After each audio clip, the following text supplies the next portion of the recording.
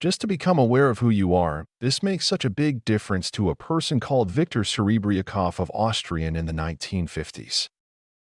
When he was 15 years old, his teacher informed him that he was a dunce, and he would never amount to anything in his life. Taking that as the truth, he dropped out of school and began doing menial work.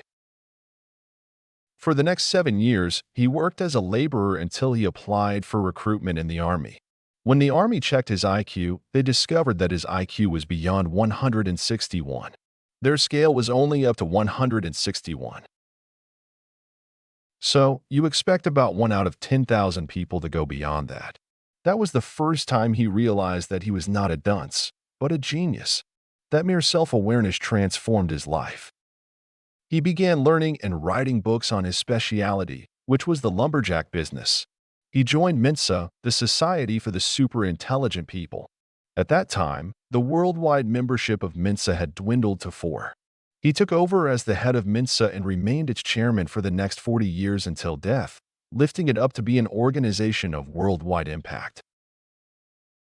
He went in one step to dunce to genius through self-awareness. So, I'm telling you to become aware that you are not a bag of chemicals called this body. You are the eternal soul. Once a gentleman walked into an antique and curio shop. He asked the old and wise shopkeeper, "Sir, which is the most astonishing item in your shop? Which of the curios and antiques that present here would be considered the most miraculous?" The old shopkeeper smiled and replied, "Sir, the most miraculous entity in the shop is none other than myself." How right he was. The human body is astonishing and the soul is absolutely astounding. But to reach that, we need to wade through a whole lot of materialistic conceptions and thinking, just like sculptors do.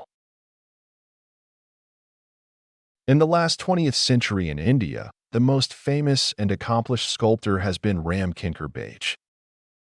At the age of 19, he entered Shantiniketan, the arts gurukul of Gurudev Rabindranath Tagore in Kolkata. And he stayed there all his life. He made many masterpieces. One of them was the deity sculpture of Lord Buddha. One of the correspondents asked him, "How did you make this astonishing Buddha from a block of marble?" He said, "When I first saw the marble, I could see 3E the Buddha in it. All I did was to remove what was not the Buddha." That is the perspective of a sculptor. He can see beauty where you and I can only see a chunk of stone. So, to see the glory of the South, reject materialistic thinking.